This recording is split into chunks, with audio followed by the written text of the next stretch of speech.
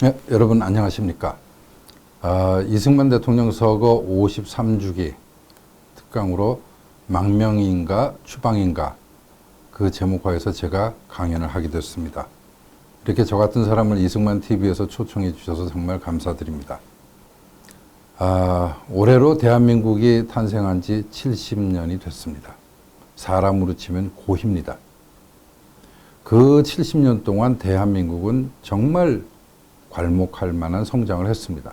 전 세계인이 놀랬고, 그리고 그것을 이름하여 한강의 기적이라고도 했습니다. 최근에 들어서 우리의 경제력이 많이 뒤처지고는 있습니다만, 그럼에도 불구하고 근간에 걸쳐진 이 대한민국의 성장은 누구나가 단군 이래 가장 잘 사는 시대라고들 평을 하고 있죠. 이러한 평가의 대상은 사실은 물질적인 성장을 말합니다. 노동계급의 헌신에 의한 결과물, 그렇게 표현하면 아마 정확할 것 같습니다. 그러면 대한민국의 지식계급의 성장은 얼마나 됐을까요? 국민소득이 해방 당시와 비교하면 거의 500배나 증가한 것이 대한민국입니다. 그렇다면 지식계급의 그 지식 성장 생산물 자체가 그 500배에 버금가는 또는 그 절반이라도 해방 당시보다 또는 조선시대보다 더 나아졌을까요? 그런 의문이 들지 않을 수 없죠. 왜 이런 문제를 제가 제기하느냐? 과연 이승만 대통령은 망명하셨는가? 아니면 추방당하셨는가?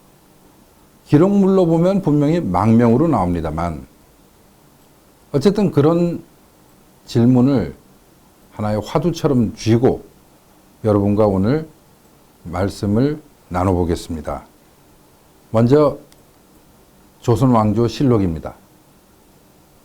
여러분 아시다시피 이 조선왕조실록은 1997년에 유네스코에 의해서 세계 기록 유산으로 정리됐죠. 이 왕조실록이 조선에만 있기 때문에 세계 문화유산으로, 기록 유산으로 등재됐을까요? 일본이나 중국이나 태국이나 또 인도나 모든 나라에도 과거에 왕조가 있었고 그 왕조마다 기록이 있었습니다. 그럼에도 불구하고 이 조선 왕조실록이 채택된 것은 무엇이었을까요? 당대 어느 나라와 비교하더라도 25대 왕에 걸쳐서 472년간의 내용들을 단순히 왕의 보고용으로 작성된 것만이 아니고 민간의 사사로운 일까지 그 당대로 치면은 객관성과 공정성이 뛰어났기 때문에 채택된 것입니다. 자, 그렇다면 대한민국 지식계급의 기록 수준은 어느 정도일까요? 자료 한번 보시죠. 먼저 예를 들어 봅니다. 1960년 5월 29일자 경향신문, 오늘 우리가 이야기하는 이승만 망명기사, 이 기록 수준이 어떤 건지는 제가 이제 말씀드리겠습니다. 5.16 군사 쿠데타라고 이야기하죠. 93년 이후에 이른바 문민정부 출범 이후에 우리나라는 5.16 혁명이 아니고 쿠데타라고 이야기해야 됩니다. 일종의 정치적 올바름이라고 표현할 수 있겠네요. 그러면서 약 2천만 명을 죽여버린 문화 대혁명이죠, 그것도. 엄청난 사회주의 실험으로 체제가 붕괴되고 수많은 사람, 거의 한 2천만 명 이상이 시베리아로 가서 불교에 계기되고 뭐 그런 피해 숙청의 역사를 끌고 갔던 소련, 볼셰비키 하면 그 다음에 막바로 혁명이 붙죠. 그럼에도 불구하고 박정희 대통령에 의해서 이끌어졌던 대한민국은 쿠데타라고 이야기됩니다. 이게 현재 대한민국 기록 수준이죠. 87년 13대 대통령 선거 때는요, 컴퓨터 부정선거라고 해서 난리 났습니다. 여러분 시간 나시면 도서관이나 어디 가셔서 87년 12월 당시에 신문을 한번 넘겨보시기 바랍니다. 온 나라가 들끓듯이 심지어 MBC, KBS 방송까지 컴퓨터 부정선거라고 계속해서 보도했었습니다. 나중에 여소야대가 돼가지고 이듬해에는 국정조사까지 벌였는데 결과는요, 국민 여러분 아무 기억 없죠? 흐지부지 넘어갔습니다. 칼 858B 폭파범 김현희 가짜설, 또 김대중 당시 국회의원을 암살하려고 했던 트럭 운전사의 주장, 뭐 이런 것들. 이 트럭 기사의 김대중 암살설, 여기와 관련해서는 이미 과거에 언론에 의해서 사실이 아니었다 하는 것이 밝혀졌거든요. 그럼에도 불구하고 지난 3월까지, 제가 확인해 본 지난 3월까지만 해도 목포에 있는 김대중 대통령 기념관에 여전히 동영상으로 돌아다니고 있습니다. 사실이 아닌 것을 사실처럼 해서 공공건물에서 일반인에게 계속해서 유포시키는 거죠. 5.18 광주 민주화 운동인가요? 만약에 민주화 운동이면 그 자랑스러운 운동에 주체자들이 명단이 이미 드러났어야 됩니다. 근데 주체들은 이런 사실들은 아직까지 밝히지 않죠. 설왕설래하죠. 또 하나 이제 이 보수 진영에서 나온 주장들이 있죠. 그 당시 5.18 당시에 북한 특수군이 광주에 개입했다더라. 한두 명도 아니고 심지어 뭐 400명, 600명. 이 말도 안 되는 주장들은 2002년부터 시작된 겁니다. 그리고 현재에도 사라지지 않고 있습니다. 이게 지금 대한민국의 지력의 수준입니다. 제주 4.3 폭동은 나중에 사건으로, 그리고 지금 제주에 내려가면 평화기념관이라고 만들어져 있습니다. 그 안에 들어가 보면요, 대한민국이 없습니다. 그래도 국고로 끊임없이 돈을 지원해 줍니다. 그 제주 평화기념관은 연간 50억이 지원되고요. 나중에 말씀드리지만 이승복 사건으로 인해서 그 9살짜리 소년이 무장공비에게 저항하다가 참살된 사건입니다. 그 기념관에는 1년에 약 한 2억 미만이 지원되고 있습니다. 제주 4.3 사건을 기념하는 평화기념관의 관장은 2급이군요. 그리고 강원도에 있는 이승복 기념관은 관장이 5급입니다. 이것이 이른바 보수 정권 시절인 이명박 정권이나 박근혜 정권 때도 변함없이 그렇게 진행되어 왔습니다. 도대체 대한민국의 진실은 누가 지키는 걸까? 참 궁금하죠. 여수 순천 사건도 있었고, 장준하 암살설도 있었고, 또 대선 후보 이해창 아들 병력 폭로 사기 사건 줄줄줄줄 해서 뭐 제가 번호만 해도 15, 16, 17, 18 계속 내려가지 않습니까? 세월호 사건도 아직도 풀리지 않았습니다. 자, 이런 문제들, 이런 것들이 왜 바로잡히지 않을까요? 거짓말을 바로잡는다는 것은 참으로 어렵습니다. 이 파울 요제프 게벨스 아시다시피 히틀러의 충직한 부하로 히틀러의 모든 언설들을 대중동원에 적극적으로 변형시켜서 활용했죠. 그래서 선동의 귀재라는 칭호도 받았습니다. 이 양반이 이런 명언을 남겼습니다. 선동은 문장 한 줄로도 가능하지만 그것을 반박하려면 수십 장의 문서와 증거가 필요하다. 그리고 그것을 반박하려 할 때면 사람들은 이미 다 선동되어 있다. 게임 끝. 뭐 이렇게 되는 겁니다. 사실 지금 본론에 들어가지도 않았지만 제가 이렇게 장황하게 설명을 해야 되는 이유가 괴벨스는 이미 깨닫고 있는 거죠. 이 대중들에게 거짓말은요, 처음에 하기 시작하면 대중들은 의심합니다. 그런데 이 거짓말이 두 번째 반복되면 그때부터는 고개를 갸웃하면서 긴가민가 하죠. 계속해서 거짓말을 해가면 대중들은 믿어버립니다. 이 우리나라의 경우 지적 산물의 최정점에 있어야 하는 역사 기록물들이 도대체가 이런 식으로 진행되는 거예요. 조선 왕조실록이 부끄러운 겁니다. 그런 의미에서 이번에는 망명보도가 과연 진실이었는지 한번 점검해 보겠습니다. 거짓의 발단이 시작되죠. 자료화면 한번 보시죠. 1960년 5월 29일자 경향신문 오후 3시에 발행됩니다.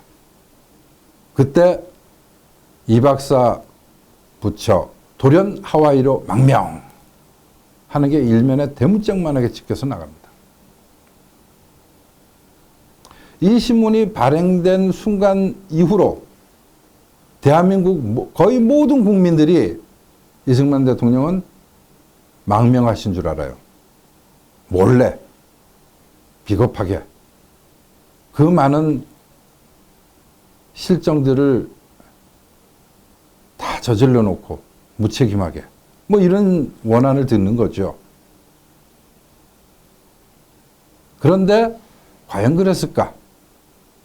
도대체 경향신문은 어떤 신문이었길래 그 당시에 저런 특종을 할 수 있었을까? 일단 경향신문이 그 한 해 전에 폐간됐다는 사실을 한번 기억해 두시기 바랍니다. 경향신문은요, 1959년에 폐간되는 사건을 저지릅니다.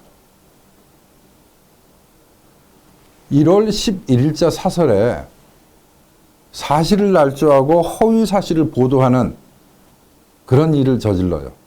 정부와 여당의 질의 멸렬상 뭐 이런 제목하에서 스코필드 박사가 이기붕 국회의장 간의 면담을 하는데 안 했던 말, 하지도 않았던 말, 뭐 이런 거를 막 집어넣고 거의 장문을 해버린 겁니다. 그리고 2월 4일에는 그 단평 여적이라는 안에다가 이런 정권을 어떻게 내버려 둘 수 있냐, 확 뒤집자 하는 식으로 폭력을 선동하는 글을 실어요. 2월 15일자에는 홍천에서 근무하는 모 사단장이 휘발유를 몰래 빼 돌려서 팔았다. 군대가 다 썩었다. 뭐 이런 보도를 내요. 근데 나중에 보니까 이게 사실이 아니에요.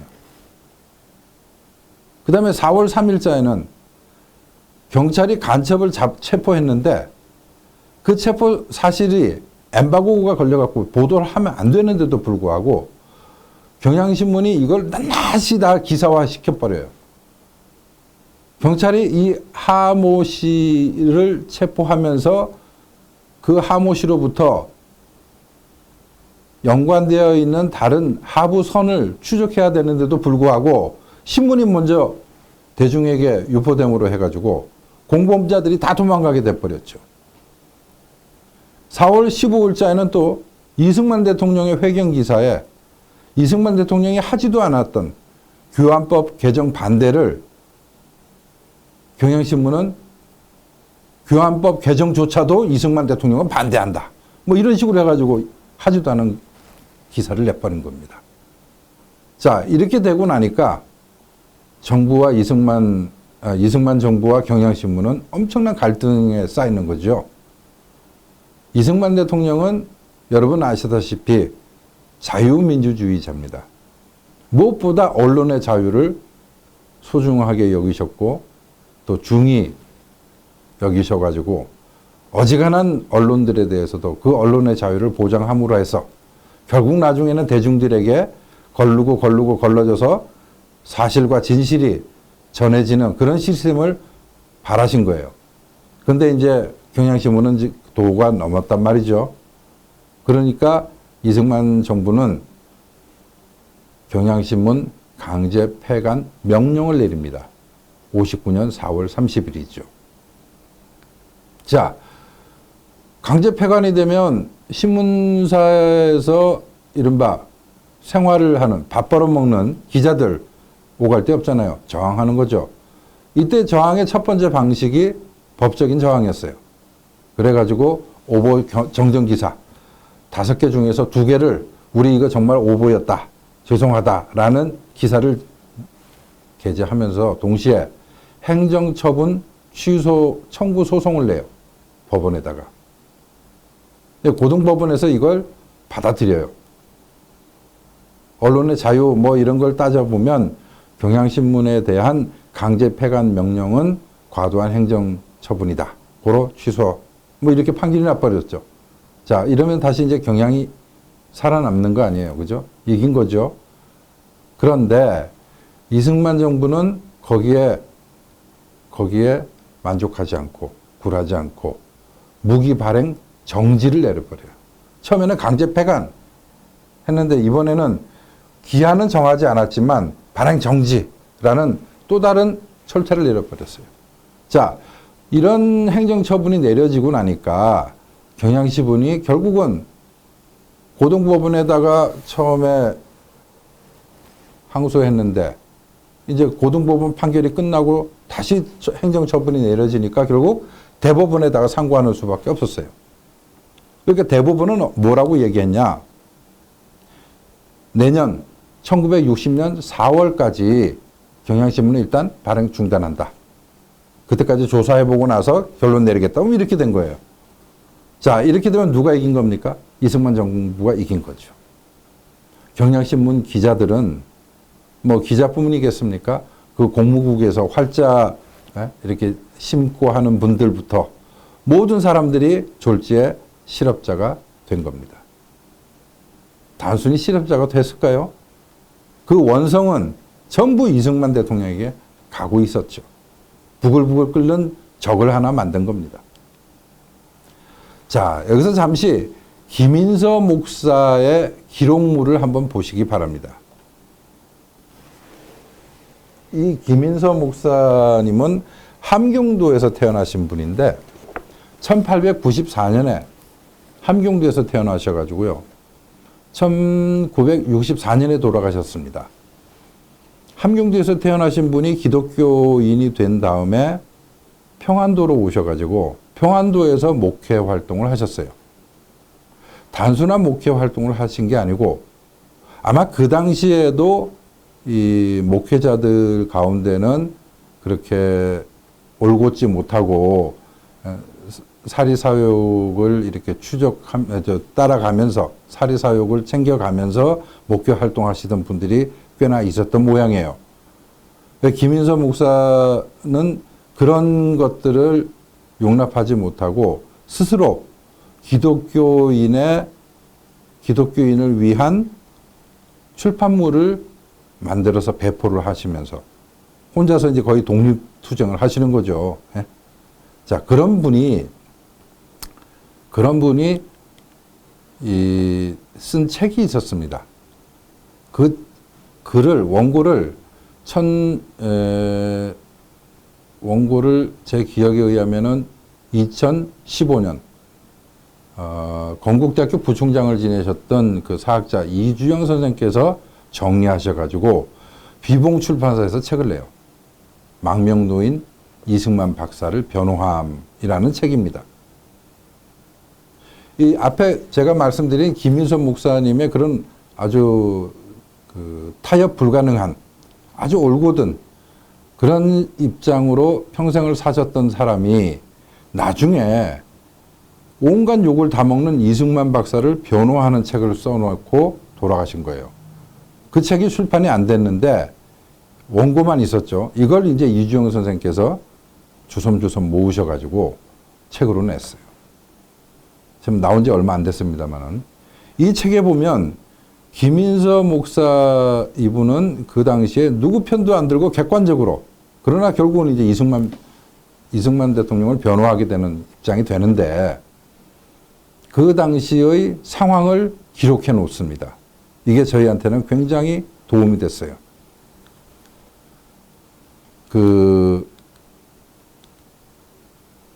김인서 목사는 이승만 대통령이 하와이로 가시게 되는 그 과정 전체, 자유당 정권이 출범해서 그 이후까지 많은 파란이 있었던 그 모든 것들을 뭐라고 얘기하시냐면 당파 싸움에서 기인한 민족적 비극이다라고 얘기하십니다. 단순히 정치인들에 의한 파벌 투쟁 이런 게 아니고 민족적 비극이라고 얘기하시는 거예요. 왜 그러느냐? 자료 한번 보시죠. 대한민국에는 세 개의 계열이 있다라고 이야기하세요. 이건 이제 건국되고 그 2년 뒤에 또 전쟁 나고 전쟁 끝나고 휴전된 이후에 1950년대 그때 대한민국 사회 내 정치 지형도는 세 개의 계파가 치열하게 싸우고 있었다 이거예요.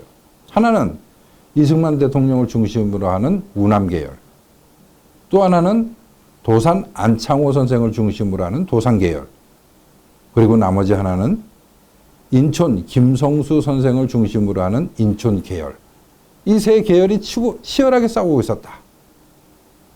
이런 설명을 저희는 최근까지 아마 들어본 바가 없을 겁니다. 저도 이 책을 통해서 처음으로 확인하게 된 거죠.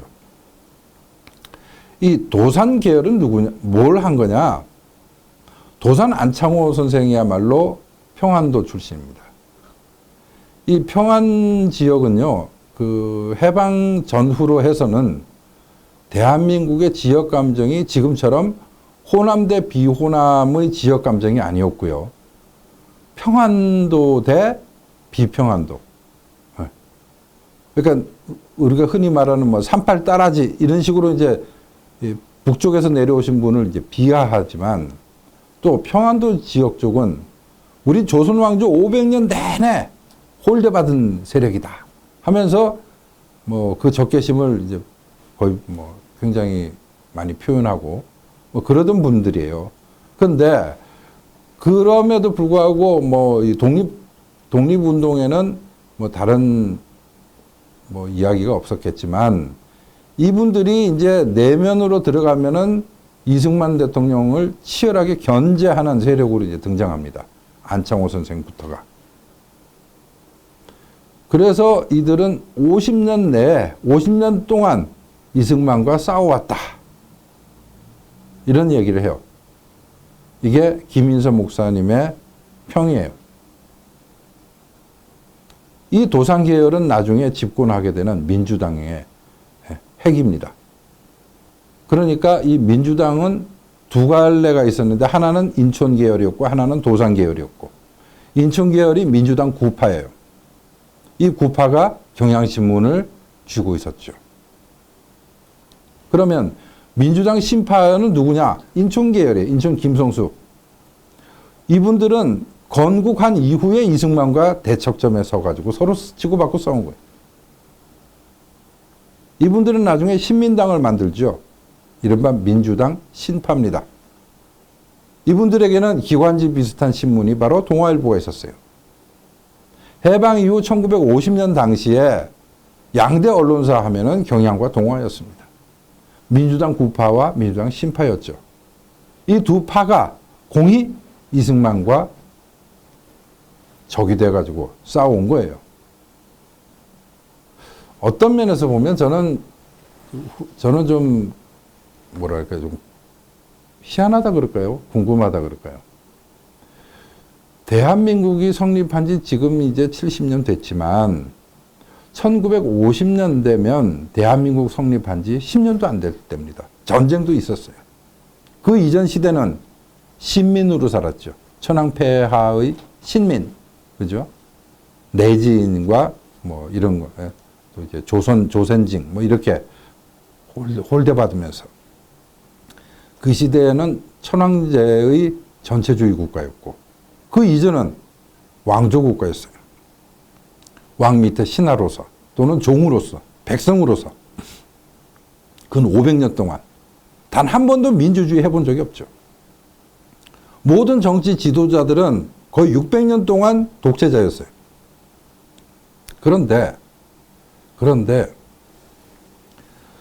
대한민국 건국하고 나서 불과 10년도 안 돼서 독재 타도를 외치고 민주화를 이야기를 합니다. 지금 보면 조금 이해가 안 갑니다. 우남계열과 도산계열 그리고 인천계열 세 계열이 정말 박터지게 싸웠다는 겁니다. 결국은 당파 싸움으로 인해서요. 휴전된 지 얼마 안 됐는데도 불구하고 대한민국의 반공 질서가 붕괴돼 버립니다. 이로써 국가 위기가 닥치죠. 체제가 생존 본능을 발휘하게 되는 게 결국 이제 쿠데타가 되고 친위 쿠데타가 되고 그것이 혁명으로 이어졌는데 그것이 바로 이제 5.16 혁명입니다. 김인선 목사는 저 군부를 불러낸 것은 바로 이런 세력들의 당파 싸움이었다. 이런 얘기를 하고 있는 겁니다. 이 김인선 목사의 고발에 의하면 이런 내용이 있습니다. 도산계열은 이승만은 반역의 원흉이다. 이게 도산계열에 속했던 최희송 국회의원의 발언입니다.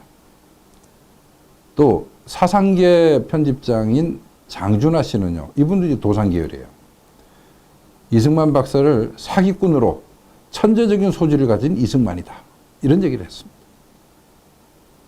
신상초 그 사학자 신상초 이분은 이승만은 독립운동도 자기가 대통령 해먹으려고 했고 건국도 자기가 대통령 해먹으려고 했다. 이런 얘기를 공공연하게 주장하고 다녔어요. 또 인천 계열은 또 이런 얘기를 합니다. 그 하와이로 떠나시고 나서는 이제 온 나라의 언론들이 이승만 대통령을 비판하고 있을 때 구상시가 동아일보에다가 이렇게 기고를 해요. 똥은 비단보에 서서 하와이에 보내고 이승만의 부하 똥 구더기들만 재판받고 있다. 이 김인선 목사님의 책 25페이지에 보면요. 동아일보가 이승만은 독재자요, 폭군이요, 깡패 정치가요 하면서 12년간 매일같이 동아일보는 비판을 멈추지 않았다. 4.19 이후에도 거의 절기에 따라, 계절에 따라죠. 계절을 따라 욕하고 있다. 이런 주장을 하는 거예요. 이게 기록일 겁니다. 동아일보에서는 이승만에게 씨나 또는 뭐 전 대통령이나 박사나 이런 칭호도 쓰지 말자 하는 주장까지 나왔습니다. 이 정도로 참 뭐 우리나라만 있었으면 모르는데 다른 나라들 해외에서 우리나라를 이렇게 지켜보고 있을 때 참 창피할 정도로 대단히 과열됐었죠. 이때 이제 다른 책 한 권을 또 이제 제가 말씀드리겠습니다. 그 당시 1960년 당시 내무부 장관을 지냈던 그래서 부정선거에 책임을 지고 형장의 이슬로 사라졌던 최인규 씨의 자서전입니다. 이분의 경우야말로 사실은 이승만 대통령에 의해서 탄생한 대한민국이 길러낸 엘리트, 최초의 엘리트 집단 속의 한 분이 아닌가 저는 그렇게 생각을 합니다.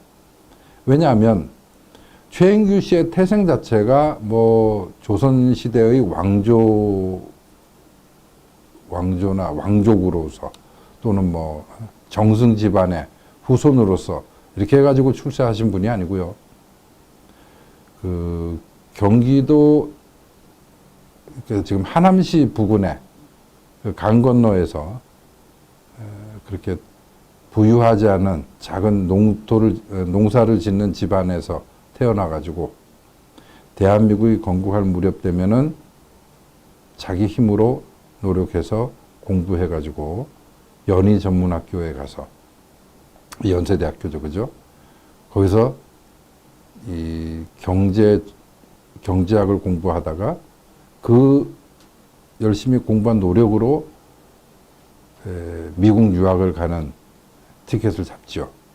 미국에 가서는 재정에 관한 공부를 해요. 회계학과 재정 관리를 공부하고, 그리고 국내에 들어온 겁니다. 국내에 들어와 보니까 우리나라는 인재가 굉장히 부족할 때 아닙니까? 이분이 재무부에서 재정과장으로 근무를 하게 됩니다. 그때가 1955년, 54년 이 무렵이었습니다.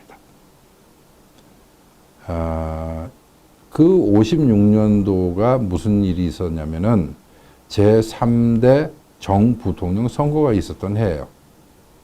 이 최인규 씨는 나중에 옥중에서 자기가 이런 기록을 합니다. 56년 3대 정부통령 선거 때만 해도 사실은 굉장히 실패한 선거였다. 대통령 후보는 이승만 대 신익희 대 조봉암. 그러나 신익희 선생은 선거 도중에 돌아가시죠. 심장마비로. 결국은 이승만과 조봉암 이 두 후보가 이제 격돌하게 됐는데, 최인규 씨는 뭐라고 한탄하냐면, 휴전된 지 3년도 안 됐는데 조봉암 씨의 저 과격한 구호를 사람들이 지지해서 무려 34%나 득표를 했다. 이 나라 정말 큰일 났다. 이런 이제 한탄을 하는 거예요.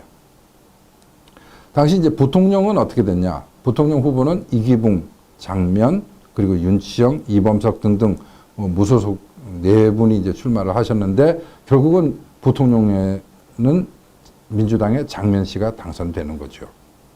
이게 이제 56년 제3대 정부통령 선거였는데, 최인규 씨는 저 선거에서부터 이 국가가 이래갖고 큰일 났다 하는 이제 걱정을 하시게 되는 거예요. 그러니까 자기 자신이 치렀던 60년 3.15 부정선거 못지않은 실패한 선거는 사실은 3대 정부통령 선거 때도 있었다. 그 당시 야당은 정말 가혹할이 많지 여당의 실정을 비판했다.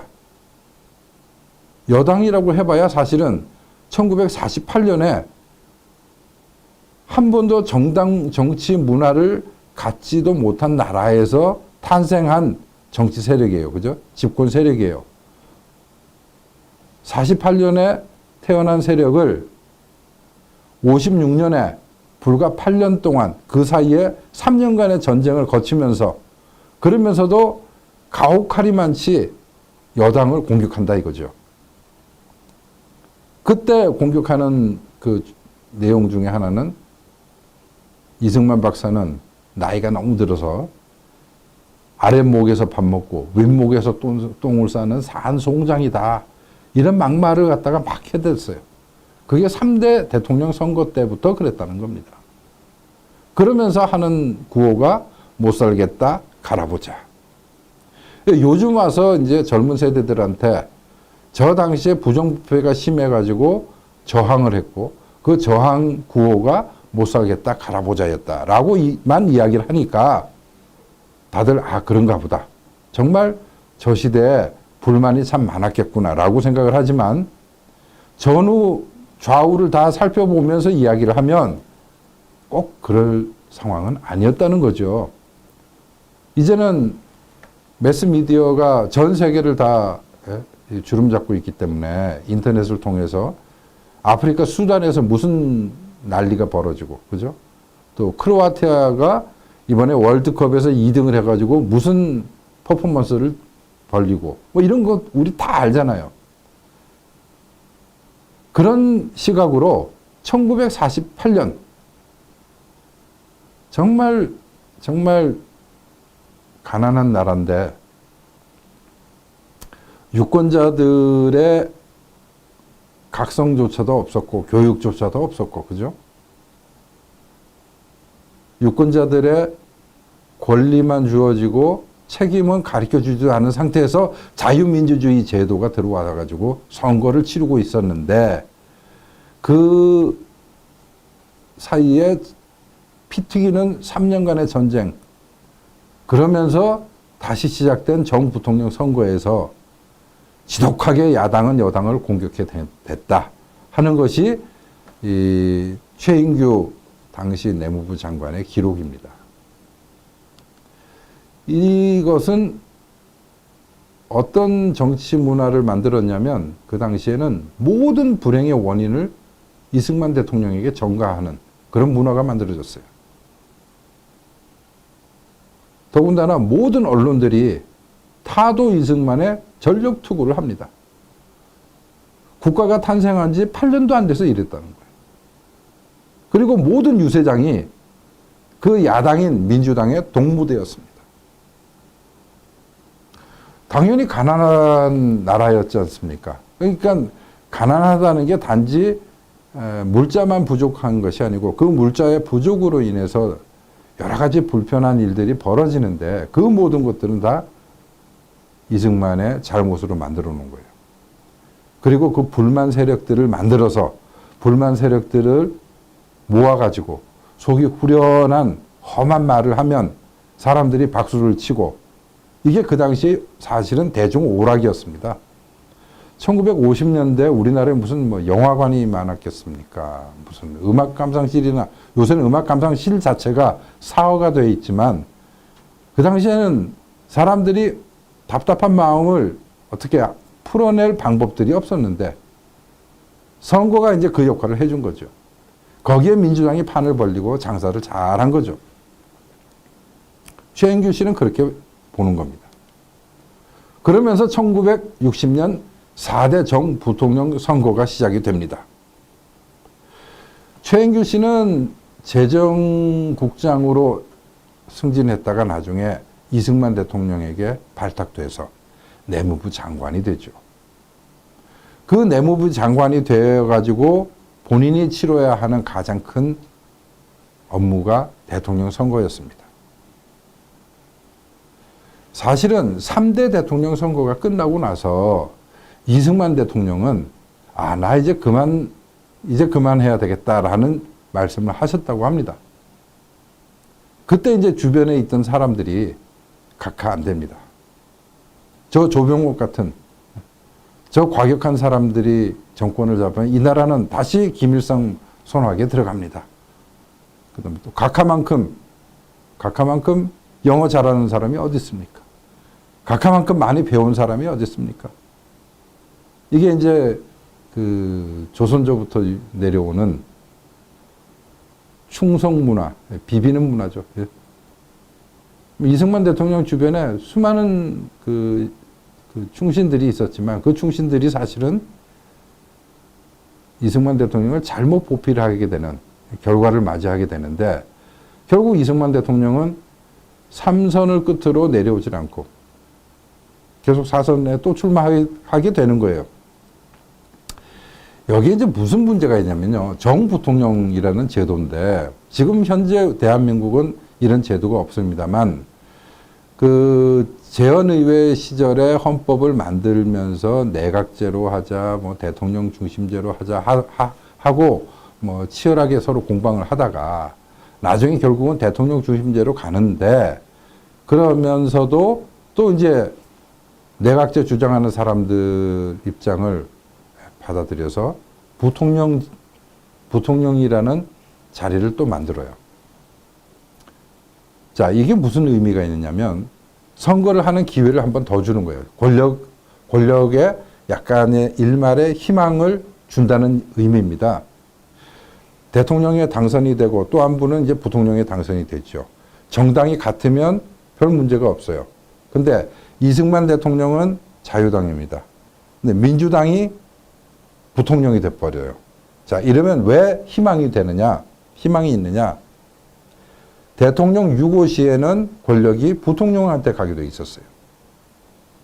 그러니 부통령 선거를 해서라도 부통령 자리를 잡으면 야당이 여당인 자유당의 이승만 대통령을 능가하는 다른 정당의 대통령 후보가 없으니까 다행히 또 그들에겐 다행이겠죠. 이승만 대통령이 연세가 많으셔서 어떻게 될지 모른다. 그러니 부통령 자리를 선거를 통해서 잡으면 조만간에 권력 이양을 통해서 야당인 민주당이 권력을 잡을 수 있다라는 계산을 다 하게 된 겁니다. 이제 거꾸로 볼까요? 자유당 입장에서 보면 이승만 대통령은 당선되는 게 당연했습니다. 왜 그러냐? 자료 한번 보세요. 그 당시 1960년 3월 15일 당시 그 구도가 자유당은 이승만 후보였고 민주당은 조병옥 후보였습니다. 또 부통령 후보로는 자유당은 이기붕 후보였고 민주당은 장면 후보였어요. 뭐 이승만 대통령도 그랬고 조병옥 저분도 그랬고 두 분 다 유학 갔다 오시고 조병옥 후보 저분도 우리나라 초대 경무국장, 지금으로 말하면 경찰청장입니다. 그걸 지내시면서 많은 기여를 하셨죠. 대한민국 건국에. 그러면서 이제 민주당 계열에 서가지고 제4대 정부통령 선거에서 이제 격돌을 하게 되는데, 불행히도 조병옥 후보는 그 당시에 그 건강이 안 좋으셔가지고 선거가 치러지기 전에 미국에 가서 수술을 받아야 되는 상황이었습니다. 그러면 선거를 빨리 치를수록, 그죠? 이승만 대통령에게 유리할 거라는 계산이 나오죠. 수술하고 회복되기도 전에 선거 유세를 한다? 얼마나 힘들겠습니까? 말이 안 되는 거죠. 원래는 이제 선거가 5월 달에 있었는데, 어쨌든 자유당은 5월 달에 정해진 선거를 앞당겨버려요. 여기서부터 이제 자유당의 반칙이 시작된 겁니다.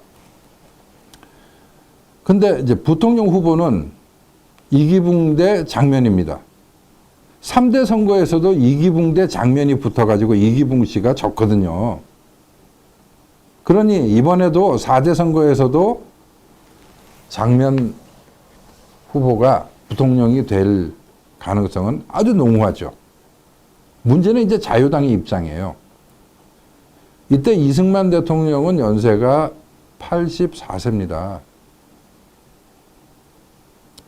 자, 이제 연세가 너무 많으시는데 이승만 대통령은 어떻게 하든 간에 조병옥 후보를 누르고 이길 수 있지만 부통령 후보가 장면이 되면 대통령 임기가 끝나기 전에 이승만 대통령의 유고로 인해서 민주당에게 정권이 넘어갈 수 있다.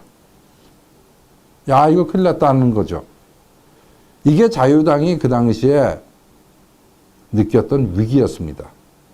이것을 그 최인규 씨의 자서전에 최인규 씨가 기록해 놓죠. 대한민국이 성립되기 전에, 대한민국이 건국되기 전에 이 한반도에서 평화적인 정권 교체 있어 본 적이 있었나요? 구한말 때 그 안동 김씨부터 시작해서 무슨 김씨, 무슨 이씨, 무슨 시족들 간에 치열한 정말 도륙이 횡행하는 그런 일들이 정권 교체였지, 그게 아니고 평화로운 뭐 임기 끝났으니까 가고 뭐 악수하고 서로 이제 자리 받고 이런 경험이 없잖아요. 그러니 처음부터 태어날 때부터 금숟가락을 물고 있었던 자유당은 단 한 번도 자신들이 정치 투쟁을 통해서 권력을 잡아본 적이 없는 자유당은 야, 이거 조만간에 민주당에게 권력을 이양해야 되는구나 하는 생각 자체가 엄청난 공포를 만든 겁니다. 그 공포를 이기기 위해서 어떻게 했냐? 부정선거를 한 거예요. 최인규 씨가 거기에 이제 개입을 한 거죠. 앞장선 거죠. 쉬운 말로 총대를 맨 겁니다.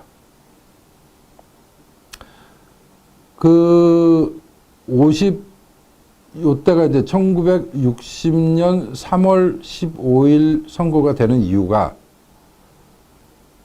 2월 달에 선거를 앞당겨 버려요. 정부가 3월 15일로 하겠다. 5월 달을. 그리고 야당에서 이제 난리를 아주 막 성토하죠. 말이 안 된다. 왜 그러냐 하니까 여당이 뭐라고 얘기를 하냐면 농번기 때문에 농번기를 피하기 위해서 앞당겨서 하겠다.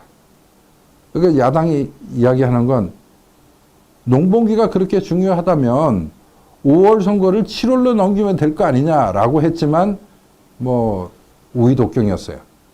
이거야말로 이제 가진 쪽, 그죠? 권력을 쥔 쪽이 마음대로 자행한 겁니다. 자기들의 유리한 선거 구도를 만들기 위해서. 자, 그런데 선거 구도는 어떻게 된 거냐? 여당은 지키려고만 했고요. 야당은 분노를 통해서 뺏으려고만 하는 거예요. 이게 56년 선거 그리고 60년 선거 마찬가지로 이런 구도가 된 거예요. 그러니까 여당이 어쨌든 간에 지켜야 된다. 무조건 지켜야 된다. 하는 이게 보수성이죠. 저는 아마 대한민국의 보수성의 기원이 아마 여기서 나오지 않았나 싶어요. 또한 야당이 굉장히 과도한 선동을 통해서 여당을 공격하는 그런 문화, 그것도 아마 이때 만들어지지 않았나 싶습니다. 선거 구도는 지키려는 여당 대 분노하는 야당으로 이제 만들어진 거예요. 60년 2월 15일 날 그런데 미국 병원에서 수술받던 조병옥 박사께서 돌아가셔요. 의료사고였는지 아니면 본인의 이 신체적 조건에 의한 사망인지는 모르겠는데 어쨌든 거기서 돌아가셔 버리는 겁니다. 이렇게 되니 대통령 선거는 하나만화가 돼가지고 이승만은 단독 후보로 출마하고 자동 당선돼 버린 거죠. 그러니 자유당으로서는 대통령 선거에 별 노력을 기할 이유가 없어요. 이유가 없는 대신에 좀 전에 설명드린 대로 부통령 자리를 민주당에게 내주는 순간 저 연로하신 대통령이 오래 못 가시면 자동적으로 대통령 권력이 민주당한테 넘어간다는 강박관념이 부통령 선거 부정 투표를 시작하는 거죠. 그러니까 이승만 대통령 입장에서는 굉장히 억울한 일이 벌어진 겁니다. 이승만 단일 후보로 당선이 기정사실화되는 가운데 자유당은 고령의 대통령을 모시고 있으니까 야, 대통령 유고 시에 부통령의 권력 승계가 되면 이제 민주당이 유력해진다. 단 한 번도 우리는 권력 이양을 해본 경험이 없으니 살려면 어떻게 해야 되냐. 수단과 방법을 가리지 않고 이기붕 부통령 후보를 당선시켜야 된다. 그거 아니면 자기들은 죽는다. 왜 이렇게 된 겁니다. 왜 이렇게 죽고 살고를 여기에다 다 걸었을까요? 지금 생각해보면 저는 이런 게 아닌가 싶어요. 리차드 파이프스라는 그 유명한 사학자 계셨는데 이분이 올해 돌아가셨습니다만 연세가 많으셨는데 하버드에 계셨고 공산권 연구가이기도 하죠. 이분의 글 중에 이런 말이 있습니다. 아시아 지역은 저 유럽 대륙 동구까지 전 근대성이 강해서 권력을 대중에게 봉사하는 권좌를 또 정치에 나가는 것을 대중에게 봉사하는 기회로 삼고 나가는 것이 아니고 자기 집안과 자기의 부를 축적하는 기회로 삼는다. 사실 봉건제도라는 것이 그런 거 아닙니까? 그 주나라 때 만들어진 제도. 봉토라는 왕의 땅을 왕이 나눠서 자기 말 잘 듣는 사람에게 주는, 신하에게 주는 거죠. 그 신하는 자기 집안과 그 사촌, 팔촌, 다 엮어가지고 심지어 자기 부하 조직까지 해서 그 봉토를 통해서 먹고 사는 길이 나오는 거예요. 이러면 정말 등 따시고 배부르고 그죠. 누구나 다 바라는 유일한 이렇게 돼버리는 거예요. 이 문화가 수백 년 거의 수천 년 내려온 거예요. 이 한반도라고 안 그랬겠습니까? 그게 지금도 사실은 그런 게 좀 남았잖아요. 요즘도 보면은 흔히 이제 저작거리에서 쓰는 말이 대통령 해먹는다. 국회의원 해먹는다. 예, 장관 해먹는다. 이게 음식이 아닌데 먹는다 그래요. 공직에 나가서 헌신하는 자리인데 다들 당선되면, 선출직에 당선되면 너무나 부러워하면서 축하하죠. 그 부러워하는 눈빛을 가만 보면 그 옛날 봉건 시대에 야, 좋겠네. 드디어 왕의 부름을 받아서 봉토를 받아가지고 너희 집안은 이제 그걸로 잘 먹고 잘 살겠네. 뭐 이런 선망의 눈빛. 사실은 그 나라가 어려울수록 공직에 나가는 분들은 굉장히 마음이 무겁고 거의 뭐 그 유서를 써놓고 나가야 될 정도 뭐 그렇지 않을까 싶은데 이 아시아권에 있는 그 봉건주의에 물든 정치 문화 속에서는 그렇지 않은 거예요. 먹는 걸로 생각하는 거예요. 먹는 걸로 공직을. 그러니까 이제 자유당의 그 당시 우리 뭐 정치 문화가 그때 뭐 제대로 뿌리내지 못했을 때니까 조선시대의 정치 문화가 자유당 때 그대로 이어졌을 거고 양복만 입었을 뿐이지 사실은 한복을 걸쳤던 과거의 정치인들처럼요. 그죠? 정승들처럼. 그래서 이걸 놓치면 죽는다라고 생각을 했을 것 같아요. 그래서 수단과 방법을 가리지 않고 이기붕 부통령을 당선시키자에 이제 몰입하는 거죠. 그래가지고 어떤 논리가 만들어지느냐. 대한민국 자유민주주의는 대한민국인데 이건 이승만이고 이승만 곧 자유당이다. 이게 그 당시 최인규 등 우파 지식인들의 생각이었어요. 이승만 대통령이 아니면 자유당이 지켜질 수가 없고 대한민국이 지켜질 수가 없다. 곧 자유민주주의도 지켜질 수가 없다. 라고 했어요. 그런데 선거에 의해서 권력이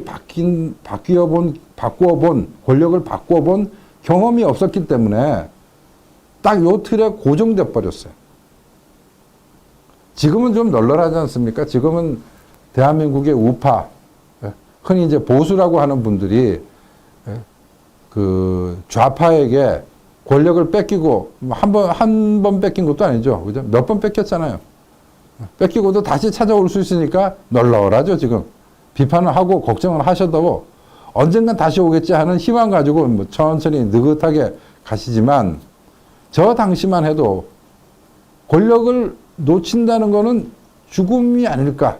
3대가 멸하게 되는 비극도 있었는데, 그죠? 그래서 긴장을 하는 겁니다. 그러면서 부정선거만이 살 길이다. 이 대한민국을 지키려면 부정선거 해야 된다. 자유민주주의를 지키려면 부정선거 해야 된다. 뭐 다들 이제 이런 생각을 하게 되는 상황이었어요. 자, 그러고 나서 그 부정선거로 인해 가지고 4.19가 이제 터지는 거 아닙니까? 어떻게 부정선거가 치러졌냐는 것은 최인규 씨에 의해서 내무부에 의해 가지고 만들어진 이제 책자가 있어, 팜플렛. 대비 비슷했는데 그걸 이제 각 관에다 다 내려보냈죠. 투표장에 갔을 때 대리투표, 자유당을 찍는 사람이 야당 찍으려고 하는 사람들을 대신해서 투표지를 받아와 가지고 대리투표 또는 투표지 바꿔치기, 심지어는 투표함을 통째로 바꿔치기, 뭐 이런 여러 가지 방법들, 매뉴얼들을 써놓은 거예요.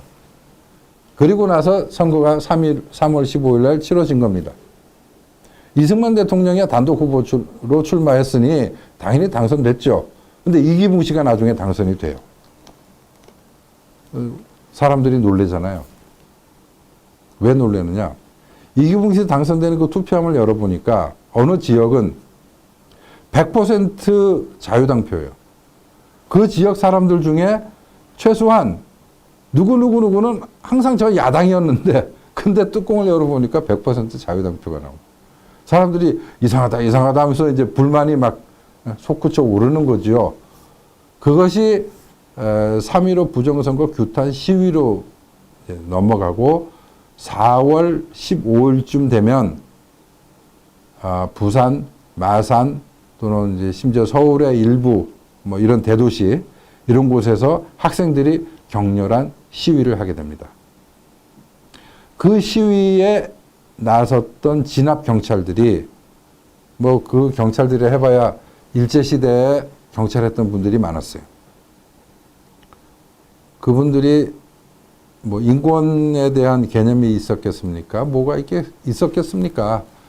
공권력에 대한 도전, 무차별한 진압 뭐 이런 생각을 갖고 계셨을 텐데 최루탄을 쏘면서 그 학생의 얼굴에다가 최루탄을 쏘는 바람에 이제 비극이 벌어진 겁니다. 그 자료 화면을 보면 그 당시 이제 선거 결과가 나올 텐데요. 이승만 후보가 88.7%고 이기붕 후보가 79% 득표. 이게 말이 안 되는 거였다 이거죠. 그러니까 부정선거 지령서라는 팜플렛을 민주당이 입수하게 되는 이 부정선거 지령서를 배포하는 책임자가 바로 최인규 내무부 장관이었는데 저 지령서를 누가 이제 민주당에 주느냐? 한 경찰관이 한 파출 순경 정도 되는 분이 야 이거는 도저히 아니다. 정의감에서 야당에다가 갖다 준 거예요. 그러니까 이제 민주당이 증거를 잡아서 규탄 시위가 됐고 그 시위가 벌어지고 점점 격해지니까 결국 이제 사건이 나잖아요. 김주열 군이라는 그 24살 먹은 학생이 4월 그 초에 시위를 하다가 행방불명이 됐는데 4월 15일 날 마산 앞바다에서 떠오르는 겁니다. 그로 인해서 사람들이 분개를 하죠. 국민들이 분개를 하죠. 이것이 이제 4.19 시위로 이제 넘어가는 겁니다. 사진을 보시면 아시겠지만 그 시위로 인해 가지고 저 가운데 나와 있는 저 사진, 저 비극의 사진으로 인해서 이제 전국적으로 이제 불의에 저항하는 움직임이 뭐 불 붙은 겁니다. 자, 이것은 반체제의 시위가 아니고요. 법대로 해야 되는데 왜 불법을 했냐 하는 그런 시위였어요. 호혼 시위였어요. 그러니까 체제가 위협받는 시위가 아니었다는 점을 다시 한번 좀 확인할 필요가 있어요. 이 4.19는 뭐였냐? 좌우 대결이 아닌 지금 대한민국이 아주 예민하게 이제 대립하고 있는 일들이지만 저 4.19 당시에는 좌우 대립이 아니었다는 거죠. 좌우 대립이 아니고 집권 세력 때 그죠? 국민이 충돌한 거예요. 집권 세력이 잘못했다. 너 그만하고 법대로 해라. 책임지고 나와라 하는 주장이었지 좌우의 주장이 아니었습니다. 그래서 헌정 질서를 회복하는 거예요. 그걸 주장한 거예요. 헌정 질서라는 게 바로 자유민주주의의 질서입니다. 처음에는 이승만 대통령 몰랐어요. 4월 19일 날 서울 시내에서 엄청난 시위가 벌어지고 나서 심지어 경찰들이 발포하죠. 여러분 1980년 5.18 때 5월 20일 되면 그때부터 이제 발포 사건들이 막 벌어지는데 저 4.19 시위는 4월 20일 되면은 동대문 경찰서 앞에서 발포하고 또 마산, 부산 이런 곳에서도 발포 사건이 있어가지고 민간인과 학생들이 많이 사망합니다. 부상도 당하고요. 근데 이승만 대통령 주변에 어떤 분들이 있었냐면 진실을 얘기하는 부하 직원은 없었던 거예요.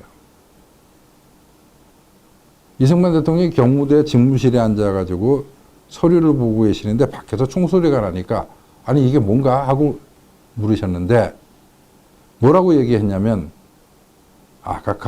각하께서 당선되시니까 축하한다고 축포를 터뜨리는 겁니다. 그러니까 이승만 대통령 믿죠. 그냥 웃으시면서 그냥 침묵을 하신 거예요. 언제 알게 됐냐? 부통령으로 당선된 장면 씨가 상황이 이렇게 되니까 나 부통령직 못하겠다고 사임서를 이승만 대통령에게 내요. 이승만 대통령 깜짝 놀라죠. 아니 자네 왜 사임서를 내나? 장면 부통령도 좀 벙찌는 거죠. 그죠? 상황이 그렇게 됩니다. 그렇게 되고 나서 비로소 이제 상황을 알게 된 이승만 대통령이 그 부상자들이 누워있는 병원을 찾아가죠. 그리고 시위를 하다가 다친 젊은이들을 위로하면서 불의에 분노하지 않으면 젊은이가 아니다 라고 하셔요. 당신이 1894년부터 고종 황제 폐위 운동을 하죠. 이분이 광화문 앞에서 시위를 벌이고 그러다가 99년에 구속되죠. 사형 언도 받죠. 나중에 감형돼서 무기수로 그러다가 1904년 7월 달에 특사로 풀려나긴 하지만 이승만 본인이 불의에 항거한 젊은이였습니다. 그러니 4.19 과정에 무슨 일이 벌어졌는지 비로소 알게 된 이승만 대통령 입장에서는 학생 편이죠. 예. 그러면서 어떻게 국민을 이렇게 죽일 수 있어? 내가 죽어야지 하는 한탄도 하십니다. 내가 맞았어야 하는데 이런 말씀도 하시는 거죠. 대통령은 국군 통수권자입니다. 사회가 혼란하면 질서를 잡기 위해서 강제로 군을 동원할 수 있죠. 그런데 이승만 대통령은 하지 않았죠.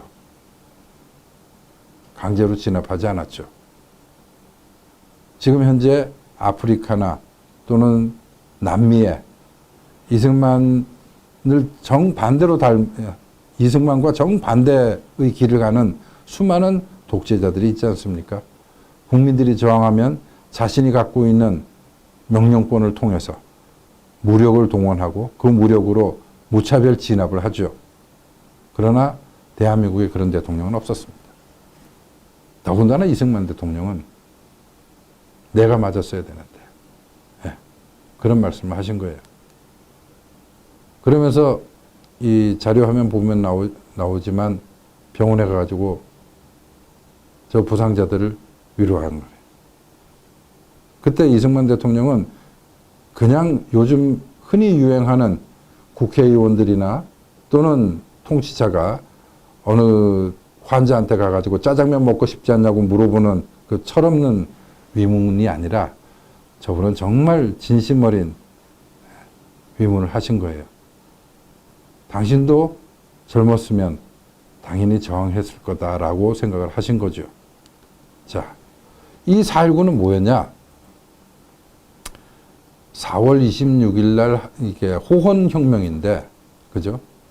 호헌, 즉 자유민주주의 체제를 지키는 혁명이었는데 이승만 대통령은 저 병원을 가셔서 상황을 다 파악하고 나신 다음에 4월 26일 날 하야 발표를 합니다.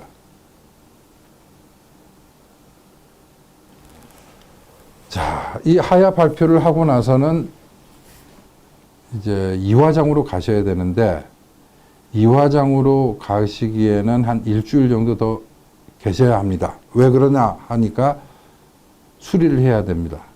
그동안 안 쓰셔가지고 관리가 안 된 부분들이 많습니다. 아, 그러면 한 일주일 머물겠네 하는 동안에 이틀 뒤인 4월 28일 오전에 그 경무대 관사 7호실에 머물고 있던 이기붕 씨의 아들 이강석 씨에 의해서 이기붕 일가가 새벽에 권총 자살을 하죠. 비극이 벌어진 겁니다. 사실 이기붕 씨 입장에서는 자신이 권력을 잡아야 되겠다는 뭐 욕심인지 계산인지 하여간 그 일로 인해서 지금 뭐 대한민국 전체가 뒤집어지는, 그죠? 더군다나 충심으로 그렇게 모셨던 이승만 대통령이 자기로 인해서 저렇게 어려움에 빠지게 되니 엄청난 일이 벌어진 거예요. 그러니 아들이 쏜 권총에 뭐 피할 도리가 없었는지, 아니면 약을 누구는 약을 먹고 누구는 또 이강석은 그 권총으로 자살하고 뭐 이렇게 해가지고 이제 떠나는 거죠. 그러고 나니까 4월 28일 오전에 이승만 대통령이 더 이상 경무대에 머물고 싶지 않으신 거예요. 그날로 차를 타고 프란체스코 여사와 함께 가시죠. 처음엔 걸어가겠다고 하는 걸 측근이 말려가지고 차를 동원합니다. 그때 경무대에서부터 이화장까지 그렇게 먼 거리는 아닌데 길거리에 많은 사람들이 나와서 이승만 대통령과 프란체스카 여사에게 환호합니다. 뭐 계란을 던지거나 요즘 같으면 뭐 물병을 던지거나 그런 게 아니고요. 그동안 수고하셨습니다.